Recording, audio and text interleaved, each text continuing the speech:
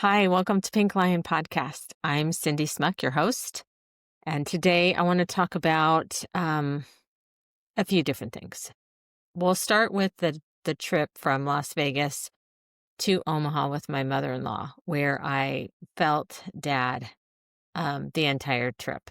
So did Mom, by the way. So it's Mother's Day weekend of 2024. Dad had already passed. I'm now in Vegas taking Mom from Las Vegas to Omaha. They were snowbirds, um, doing half the year in Las Vegas and half the year in Omaha. So now Dad passed and I need to get Mom from Vegas to Omaha, and we're leaving 2 days after Mother's Day. During that time frame over that weekend, I kept feeling Dad, and especially in the condo with Mom. It was very intense there, and he had passed in that condo. So, I'm there and he's kind of making jokes and following along, barking orders, trying to get me to pack things up more quickly or more efficiently or the way he would do it. Um, and I'm, taking boxes and packing up the car, and he's kind of like, no, you need to do it this way. Ah, damn it, blah, blah, blah. And I'm going, Dad, trust me, I can Tetris this. Like, I can get it all to fit. Don't worry. I got this. I'm grumbling. Fine. Mom, on the other hand, was actually feeling him too, hearing him, trying to go to sleep at night. And that's where all her communication, and a lot of it would come in. So Tuesday morning, we leave right at 7 a.m., hit the road, and within 20 minutes of hitting the road, I see this light come on. It was like one of the tire pressure lights comes on, and I'm thinking, well, I better check that. There's going to be a big period of time between the Las Vegas Speedway and the next available stop for us. So I'd better check on this now so we're not stranded on the side of the road. I pull over to a gas station. The tire's 5 psi lower than all the other tires. And this was the rear passenger tire. We get back on the road. We're traveling through Vegas or through Nevada, Arizona, into Utah. We're talking the whole way. We're driving fast, kind of in and out of lanes, She's got all the sensors on her Subaru, so things are going off if we cross the lanes without hitting the blinker, and I'm hearing Dad, damn it, slow down, be careful, he's just stressing me out. I'm feeling very anxious all day long. And I don't know why. I mean, he's just kind of trying to get our attention in a very intense way, and he's participating in the conversations. And Mom is, as I'm asking her questions, I'm trying to keep her from feeling any kind of way. I don't know. I was just very interested in to learn more about her and her life and her experiences. So I was asking a lot of questions, and we were talking the whole way. And Dad was there kind of participating, like I said. And we're getting into Colorado. And I remember hearing this beep that I hadn't heard all day. So I look over at the dashboard, and she had been driving at this point, and I look over and I see that tire pressure light on again, which it hadn't come on all day, but I'm seeing it now. And so I'm like, Mom, hey, that tire pressure light's back on again. She goes, oh, do you think that we should, pull over and check it out? And I'm like, my Cindy brain was like, no, we only have 30 to 40 miles to go. We can make it. And then we both heard it at the same time. Better safe than sorry. And I said, hey, I just heard better safe than sorry. And she goes, I did too. So we both looked up at that moment, and right behind this huge tree on the side of the road, there was a sign for a gas station, Loveys or Loves or something. I can't remember what it is, but we pulled over. And I think it was Parachute was the city we were in. And it's just not a very big town in Colorado. And I'm going, man, it's 5:00. Like, we are so screwed if something's going on. I pull into the gas station, I get out and I look, and there is a hole about the size of a dime in the tire, and air is just coming out of that tire. Like, I had never experienced that before. And I'm thinking, the F word. And I'm like, oh my God, we are so screwed. So I go Mom, do you want me, 'cause she was driving, so I was like, do you want me to park the vehicle? There's air coming out of this tire. We blew it somehow. It's like total hole in it. She's like, yeah. So I park in one of the parking spots. There's nobody around me. I go running in to see if I can get some help or try to figure out what's going on. And I come back out a couple minutes later, maybe 2 or 3 minutes later, and there's this guy who's parked next to us in a utility truck. And I go sit in the vehicle. The tire's completely flat at this point. I'm thinking, oh my God, we could have been, in a very serious accident, potentially like much worse than that. And no wonder Dad's been screaming at us all day to slow down and be careful and all this other stuff and all this anxiety.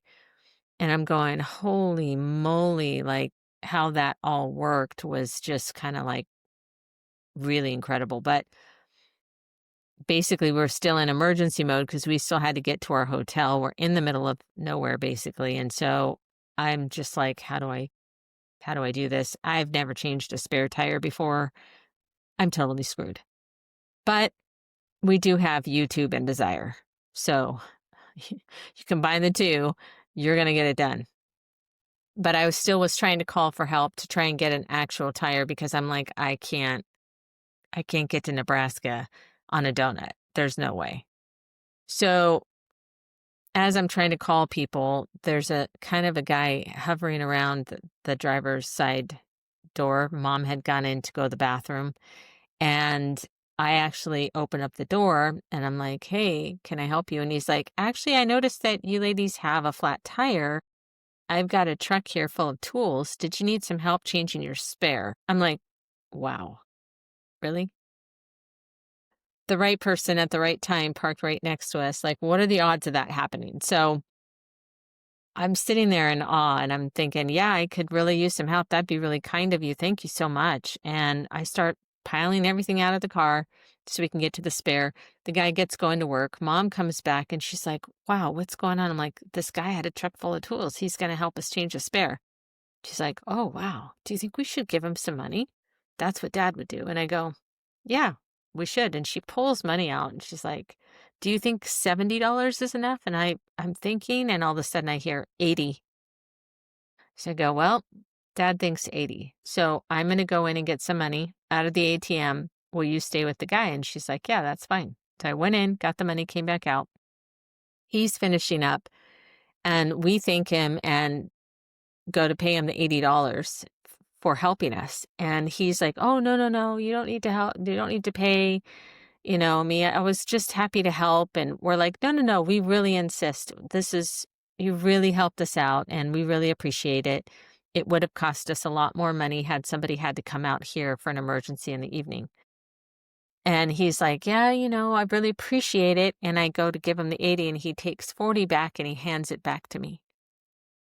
And I go, no, no, no, we want you to have this. And he's like, wow, thank you so much. I actually was down to my last $7 until payday on Friday.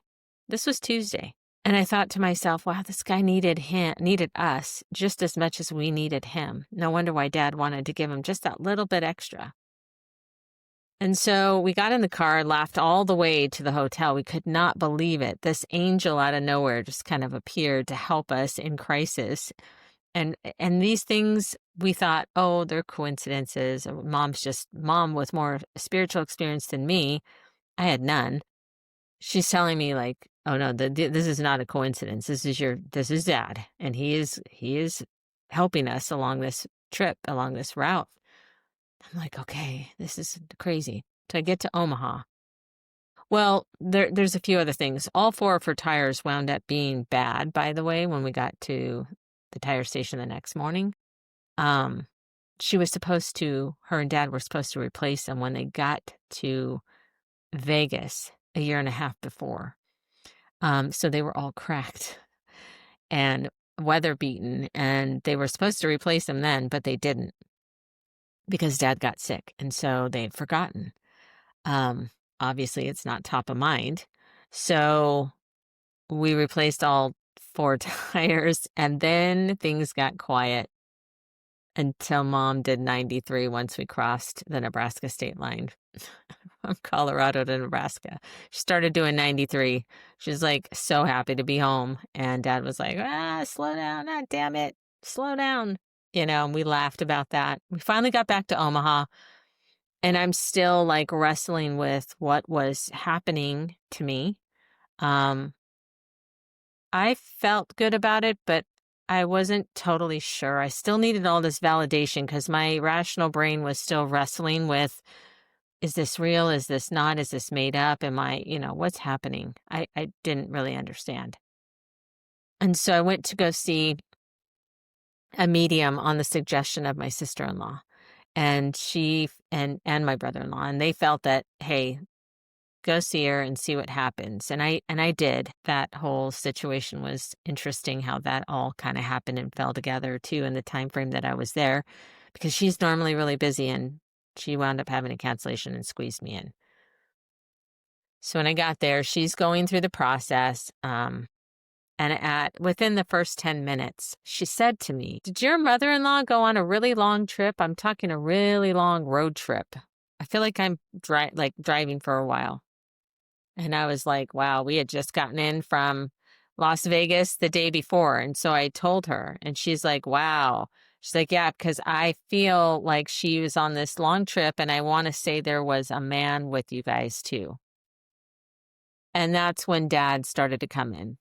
And she wouldn't have known that. She only had my name and my phone number because I text her for the appointment. That was it, my first name and my phone number, nothing else. There was a few other things that happened during that particular reading, but for the sake of this podcast, I'll wrap this up. But essentially, that's when I started to kind of believe that these things were happening to me at a level I didn't really quite grasp or have my whole head around, but I knew it was a real situation. And I feel like at that time, when I came back to California and I came home and I shared my experience with my husband and the kids, the girls, he and his daughter, my stepdaughter, I'll call her my daughter because that's what she is to me.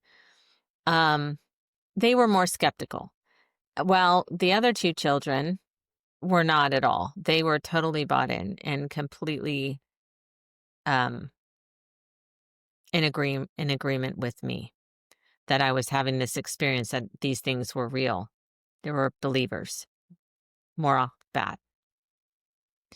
So during that time, it was just a little bit wonky. And so that period, and before we left to go in July, so I'm getting home at the end of May, beginning of June, and before we left in July to go back to Omaha for the celebration of life, that 5 weeks or so, 5 to 6 weeks in there, that was a really tough time for me, because that time frame, I was very confused on what was happening. I didn't know where to find information to help me figure things out. And I had to do a lot of Google searches and YouTube channels and different things, trying to read different books and audiobooks. And I just devoured information so that I could maybe relate or maybe understand what was going on with me. And it was, I think, during that period where I came across Laura Lynn Jackson's book, Signs, and I read that. So I kind of put that to the test, right? With the penny, and then the 1979 penny, and then the pink line, and then the blue softball, and 920. It's no coincidence I'm getting ready to drop this podcast, on 920. So essentially, right around 920, I guess I'm getting the nudge and the kick in the pants to get it going. You got the book up, you got to get the podcast going. So that's been coming through a lot, not just to me, but through other mediums I work with that are telling me these things. And they wouldn't know. They didn't even know I wrote a book. So anyway, we've got all this information kind of coming in. I'm collecting all of it. In the meantime, my body is physically going through things. I am feeling like at certain points around certain people, I'm feeling like I'm anxious or my heart is kind of jumping out of my body. Um, I'm feeling tingling going on all the way over. Like I get like an internal chill or an internal vibration that just kind of works through my whole body. Sometimes I'm feeling overly anxious. Thoughts are coming in. I'm not sure what's kind of going on, but my body is reacting before my mind can catch up. And I'm very confused at the time on like what's happening. But what I will say is what I experienced is anytime spirit was near, I had a physical reaction to that. I would feel it in my body. And that was just getting used to the energy. Now that I'm used to it, I don't have those responses so much anymore. I have different, sometimes I do get symptoms, but it's not as prevalent as it was when I was first awakening and this was first happening. Um, so that's what I experienced through that particular point in time. What I have since come to understand and why I'm going through this with you is because when I sat down to write this book and I started to chronologically write things out and how I first became aware of things, I had this thought about situations that occurred in this house that we used to live in when I was younger, where we experienced what I'll call ghosts, because my brain at 12 could not quite understand what I was seeing and what I was experiencing. And so that's what we'll call it for the sake of, the general population of their understanding of these things too. And I will tell you, it even started before that. When I was younger, I mean, my mom and my dad, we grew up in a small town, Moore Park, California. My dad was a Vietnam War vet, and he had PTSD. And back then, in the 70s and 80s, he didn't really, I mean, it wasn't talked about very much. And a lot of these veterans had to come back and deal with this stuff, and there was no real system set up in place for them or for their families. So, not that I'm excusing what my dad did, but I'm just saying that the next thing that he did do is he took it out on us, and that is how he processed his pain. And so, we had been physically hurt, and emotionally hurt too, but a lot of it was physical with my biological father. And so, during that time, there were certain instances, and I remember very specifically a few of them. I mean, it wasn't uncommon for him to take us and line us up on the edge of the bed and beat us with belts. But one day we were getting ready to go to the beach, and he took my mother by the hair, and he and she were arguing, and he would grab her by the hair and drag her, like take her head and bang it from one side of the wall to the other up and down the hallway. And he hurt her as well, and us kids too, older kids. Wasn't every day, but it was more prevalent when he would drink. And I remember my brother was in his room, me and my sister, we were in our room, and I was behind the door, and I like held her close to me, and she was crying, and I was trying to keep her quiet and trying to be strong. And I was worried about my other sister, who was just a baby, out in the kitchen. And in order to get to her, I'd have to like go through the hallway and deal with the war that was going on there. And I did not want to do that. So I just stayed put and protected the one that I could at the time. I was pretty young, maybe 7, 8, I don't remember, something. It was young, somewhere in that time frame. And I think because I had to dance around his moods a lot, I learned how to read energy. And I know that a lot of you have too.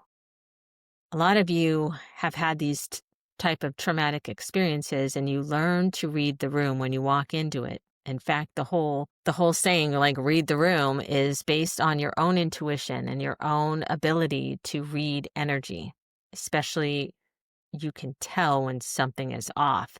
That's an instinct. That's a natural, they call it primal instinct, but that's also your ability to intuitively feel somebody else's energy. And I realized that as I'm writing this book that, oh my gosh, this started way back when I was younger, and I just didn't even kind of put it together. The other traumas that you kind of go through in your life, and I've had a few, not just me, but my siblings and I too, um, they have caused us to work through or to deal with those traumas in certain ways, and how we repair ourselves. We kind of pick ourselves up off the ground and repair. It helps in the healing process. So as I worked through some of those things, this is what I believe caused or allowed Dad, when he passed, to reach me in a way. So I don't feel like I just suddenly, boom, became a medium. I feel like I had been preparing my whole life for that moment. And it was an opening of a door. And I walked through it unafraid. Um, and it welcomed me as a remembrance to who I am and where I'm from, or where we're all from and where we come from. Um, and I feel like if everyone identifies, because I know that there are so many people that have had these experiences and that can connect that way. And you realize we're all part of this bigger thing. Maybe not only can we connect with those who we love who have passed, we can connect with each other on a very intuitive level. And so that I'll leave you with today, just to kind of, as you're getting to know me and know my story, where the origin started and how we can kind of move forward with this mediumship thing, because it's like, I don't want to jump into the platform. It's like, hi, I'm a medium and blah, blah, blah, blah, blah. No, there's a reason. Everything happened for a reason. I just didn't wake up one day and here it was. I'm not trying to scam anyone or do anything. This has been an unfolding, a process my whole life that led up to this particular moment a year and a half ago that lifted a veil that I had not observed or seen my whole life. So, I mean, or connected any of it. But once I did, it's not something I can unsee. It's not something I can close a door on. It's going to happen. So just last night, my husband and I were sitting on the couch watching the game. And there was the Bills and Dolphins game. And he was talking to me about an experience he had with a coworker. And as he's talking, he's telling me two things. One, she had a sister who passed last year, and she'd given her eulogy at that thing. All of a sudden, boom, I've got the sister there and she's talking. So I'm like writing all this information down, and I gave it to him to give to her to validate. Okay, this is how my life goes now. The other thing is, he's like, oh, I feel like the Dolphins are going to win. They were, it's like 21-21 in the game, and we're like in the fourth quarter. I got to go to bed. I'm tired. I get up pretty early in the morning, and I'm like, yeah, I don't think the Dolphins are going to win. I feel very strongly that the Bills are going to win. I walked upstairs, and the game had already been over by that point. It's just he was watching it from behind. So I went and I looked, and I'm like, yep, I'm right. Okay, there we go again. It's just because I'm listening to that inner voice of the knowing that I have, the things that have gone on this past year and a half. And I feel like if we all just start tuning into them, we're all gonna be in a better place, and this world's gonna be a much better place. Anyway, if you're interested in what I have to say and this speaks to you in any way, hey, subscribe or share or follow or whatever it is on whatever platform I've got going on. I'm trying to reach as many people as possible, but that would be great. And I will try and get one of these or two of these out each week. And again, I will have guests, but I want to lay out the story first so that you guys can get to know me before I start inviting people in. So there'll be about, 4 or 5 episodes where it's just me. And then I'll start bringing in guests. All right. Thank you so much. Have a good day, you guys. Take care. Bye.